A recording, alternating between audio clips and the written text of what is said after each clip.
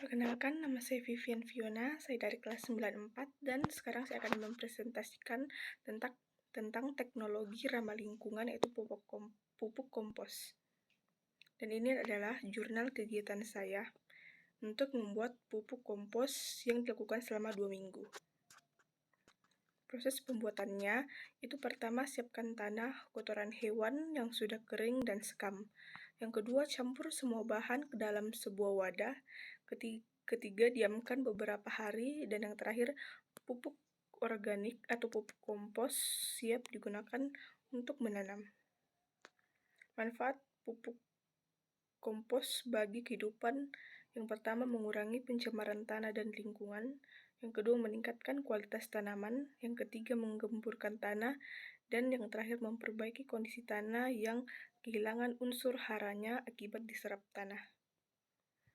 Mengapa pupuk kompos bisa berdampak bagi kehidupan kita sebagai manusia? Pupuk kompos berdampak positif bagi kehidupan karena pupuk ini terbuat dari bahan alami sehingga tidak merusak tanah serta ekosistem yang ada di bawah tanah. Dan yang terpenting, sangat baik untuk pertumbuhan tanaman. Manusia yang mengonsumsi tanaman hasil dari penggunaan pupuk kompos tidak akan ada efek samping dibanding dengan tanaman yang menggunakan pupuk kimia. Apa saja krisis lingkungan yang kita alami saat ini? Yang pertama adalah polusi udara. Dalam hal polusi udara, misalnya emisi CO2 terus membebani lingkungan. Sebuah laporan baru pada tahun 2020 dari BA dan Lingkungan Uni Eropa atau EEA menyebutkan 1 dari setiap 8 kematian di Eropa dapat dikaitkan dengan polusi.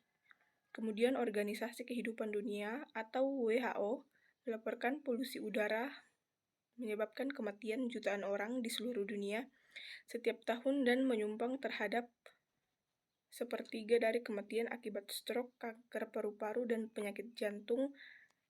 Yang kedua, sampah plastik. Krisis lain adalah tumpukan sampah plastik.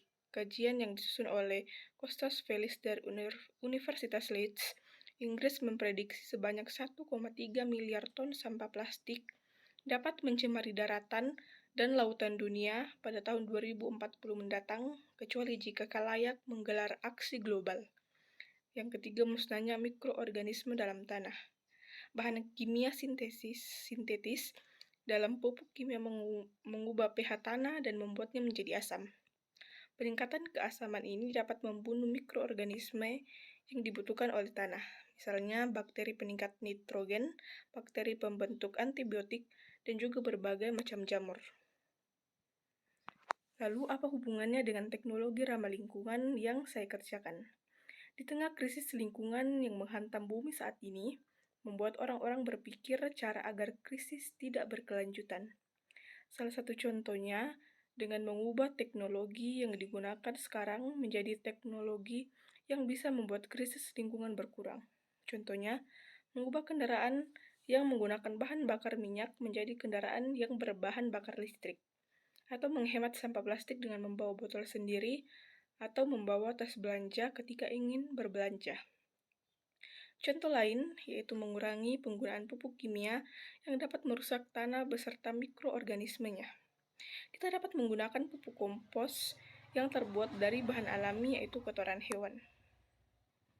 Refleksi pribadi saya, kita sebagai makhluk ciptaan Tuhan diciptakan bersama-sama dengan segala macam ciptaan lain untuk dirawat, dilestarikan, dan dinikmati. Tuhan berfirman bahwa kita harus melestarikan alam yang sekarang kita nikmati. Jika kita merusak alam ciptaan Tuhan, maka kita yang tidak bisa lagi untuk menikmatinya. Sekian presentasi saya, terima kasih.